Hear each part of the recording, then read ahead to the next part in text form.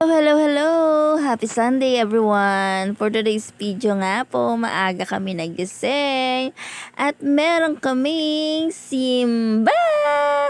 O siya, babiyahe muna kami! At nakarating na nga po tayo sa PTEX at dito tayo sasakay pa Divisoria.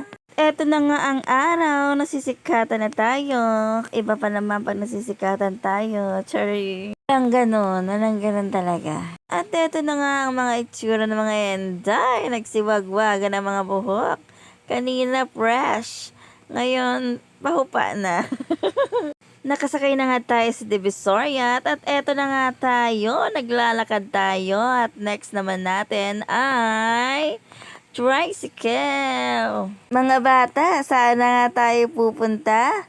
Naik, PTEX, Divisoria, at simbahan. Thank you Lord at nasa tricycle na nga po kami. Salamat sa pag-iingat. At eto na nga po, medyo malapit na po tayo sa ating pupuntahan. Mga anak ko tuwang-tuwa pag magsisimba kami ng face to face.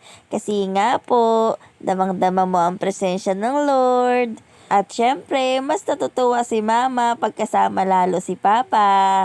Thank you Lord at kasama namin si Papa ngayon sa pagsimba. At eto nga po, 7 AM po kami nakarating dito at kasalukuyang nag-iinsayo po sila. Nawala yung pagod namin na nandito na kami. Thank you Lord sa pag-iingat.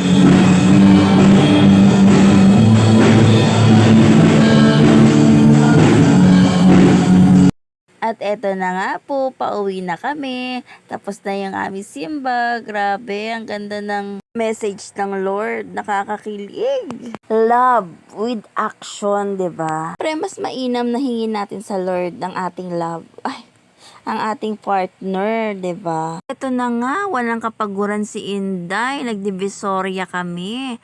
Namili kami ng mga paninda at binigyan nga tayo ng puhunan ng aking kuyang Koreano. Kaya salamat sa Lord at may mga ganong pagkakataon na hindi mo inaasahan. Pa-birthday niya nga daw sa akin, ay syempre naman, mindset ba? Ito na, gawin na lang natin puhunan, may tutubo pa. Minsan na nga lang rin namin kasama si Papa Ma'am sa pagsimba, ay lubos-lubosin na rin natin. Parang date na rin namin, family bonding. Siya, masaya na kami sa ganyang-ganyang bonding na yan. Kaya isa rin yun sa pinagpapasalamat ko talaga sa Lord, na may ganun kaming kakontentohan. Ay, nakakaiyak. Thank you, Lord. At eto na nga po, bago pa ako maiyak, pagtapos namin kumain, ay pinaglaro muna namin yung dalawang bata. 'Di ba? Naka 100 pesos sila. Ay, hindi na rin masama.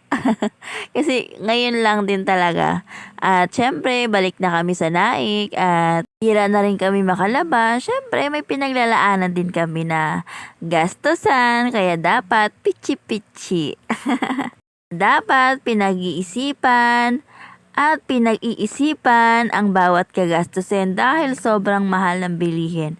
At eto na nga po, nakauwi na kami at eto na yung aming pinamili. Salamat sa Lord sa pag-iingat sa buong araw. Bye-bye po. God bless you.